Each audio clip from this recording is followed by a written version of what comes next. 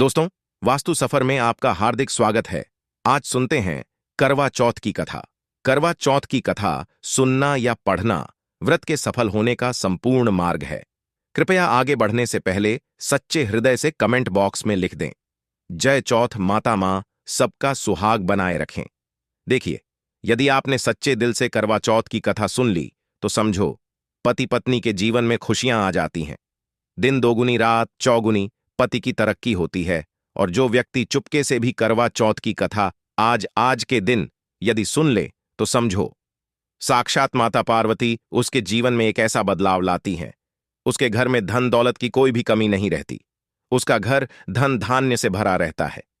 तो आइए सुनते हैं करवा चौथ की कथा। दोस्तों, एक साहूकार के साथ लड़के और एक लड़की थी, जेठानी समेत। उसकी सभी बहू और बेटी ने करवा चौथ का व्रत रखा था। साहूकार के लड़के अपनी बहन से बहुत प्यार करते थे।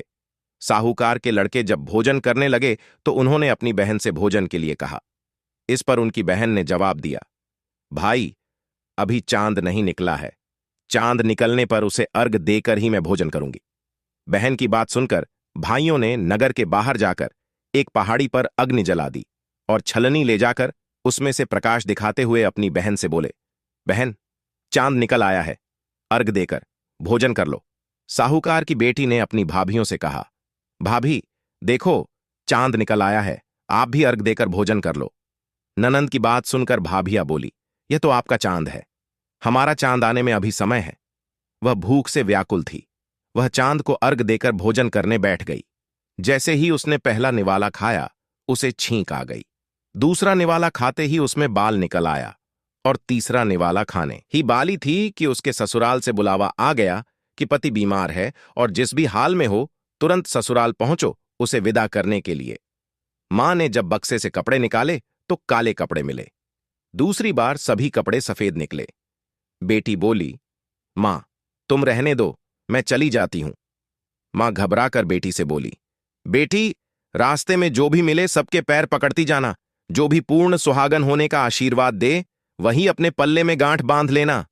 बेटी बोली, ठीक है मां, और वह अपने ससुराल के लिए निकल पड़ी। रास्ते में उसे जो भी मिला वह सबके पांव छूती गई। सबने सुखी रहो, पीहर का सुख देखो, खुश रहो का आशीर्वाद दिया। ऐसे वह अपने ससुराल पहुंच गया। ससुराल के दरवाजे पर छोटी ननंद खेल रही थी। जब उसके पांव छुए तो उसने आशीर्वाद दिया, सदा सौभाग्यवती रहो, पुत्रवती रहो और पूर्ण सुहागन रहो। यह सुनते ही उसने अपने पल्ले से गांठ बांध ली। घर में अंदर गई तो उसने देखा कि उसका पति मारा हुआ जमीन पर लेटा है और उसे ले जाने की तैयारियां हो रही हैं। वह बहुत रोई, बहुत चिल्लाई। जैसे ही उसे ले जाने लगे वह रोती चिल्लाती बोली, मैं इन्हें ले जाने नहीं दूंगी। फिर भी जब कोई भी नहीं माना तो वो बोली, मैं भी साथ जाऊंगी, और वो नहीं मानी तो सब बोले, ले चलो। साथ में जब पति को जलाने का समय आया तो वो बोली, मैं इन्हें जलाने भी नहीं दूंगी। तो सभी बोले, पहले तो पति को खा गई, अब उसकी मिट्टी भी खराब कर रही है। लेकिन वह नहीं मानी। गांव के और परिवार के सभी बड़े लोगों ने यह निर्णय किया कि इसे यही रहने दो, इसके लिए एक झोपड़ी बनवा दो। वो वहां अपने पति को लेकर रहने लगी। वो पति की साफ सफाई करती और उसके पास बैठी रहती। उसकी छोटी ननंद दिन में 2 बार आकर उसे खाना दे जाया करती। हर चौथ का व्रत करती, चांद को अर्घ देती और ज्योत देखती। और चौथ माता आती तो चौथ माता कहती, कर बोले, भाइयों की प्यारी बहन कर बोले। घड़ी बुखारी कर बोले तो वह चौथ माता से अपने पति के प्राण मांगती। पर चौथ माता उससे कहती, जब हमसे बड़ी चौथ आएगी तो उससे अपने पति के प्राण मांगना। ऐसा करते करते सभी चौथ आई और सभी यही कहकर चली गई। आश्विन की चौथ बोली, तुझसे कार्तिक की करवा चौथ माता नाराज है, वहीं तेरा सुहाग लौटा आएंगी। जब वह आएंगी तो उनके पर मत छुड़ाना। दोस्तों, जब करवा चौथ आने वाली हुई तो उसने अपनी छोटी ननंद से पूरे श्रृंगार और सुहाग का सारा सामान मंगवाया और करवे भी मंगवाए। सास ने सोचा, पागल हो गई है, जो मांगती है दे आओ। साहूकार की बेटी ने करवा चौथ का व्रत रखा। चांद निकलने पर अर्घ दिया। चौथ माता की ज्योत करी। जब चौथ माता प्रकट हुई तो चौथ माता बोली, कर बोले। 7 भाइयों की प्यारी बहन कर बोले। दिन में चांद उगाने वाली कर बोले। घड़ी बुखारी कर बोले। तब उसने उनके पैर पकड़ लिए और बोली, माता, मेरा सुहाग वापस करो। चौथ माता बोली, तू तो बड़ी भूखी है, 7 भाइयों की प्यारी बहन, भला तुझे सुहाग से क्या काम? तब वह बोली, नहीं माता, नहीं, मैं आपके पैर तब तक नहीं छोड़ूंगी जब तक आप मेरा सुहाग वापस नहीं कर देती। चौथ माता ने सुहाग का सारा सामान मांगा तो उसने एक एक करके 16 श्रृंगार का पूरा सामान माता को दे दिया। चौथ माता ने अपनी आंखों से काजल निकाला, नाखूनों से मेहंदी निकाली और मांग से सिंदूर निकाला और छुटकी उंगली का छींटा दिया और उसका पति जीवित हो गया। चौथ माता जाते जाते उसकी झोपड़ी पर लात मार गई, जिससे उसकी झोपड़ी महल बन गई। जब छोटी ननंद अगले दिन खाना लेकर आई तो उसने देखा कि भाभी की झोपड़ी की जगह महल खड़ा है। वो नंद को देखते ही दौड़ी दौड़ी उसके पास आई और बोली, देखो बाईसा, आपका भाई वापस आ गया है। घर जाओ और सासू जी से कहो गाजे बाजे के साथ हमें लेने आए। नंद दौड़ी दौड़ी मां के पास जाकर बोली, मां, भाई जीवित हो गया। मां बोली, उस भाभी के साथ तेरा भी दिमाग खराब हो गया है। नंद बोली, नहीं मां, मैंने सचमुच देखा है, भाई सच में जीवित हो गया है। भाभी ने गाजे बाजे के साथ हमें बुलाया है। घर वाले गाजे बाजे के साथ अपने बेटे को लेने पहुंचे तो बेटे को जिंदा देखकर सास बहू के पैर छूने लगी और बहू सास के पैर छूने लगी। वो बोली, देखो मां, आपका बेटा वापस आ गया है। सास बोली, मैंने तो साल भर पहले ही इसे अपने घर से भेज दिया था।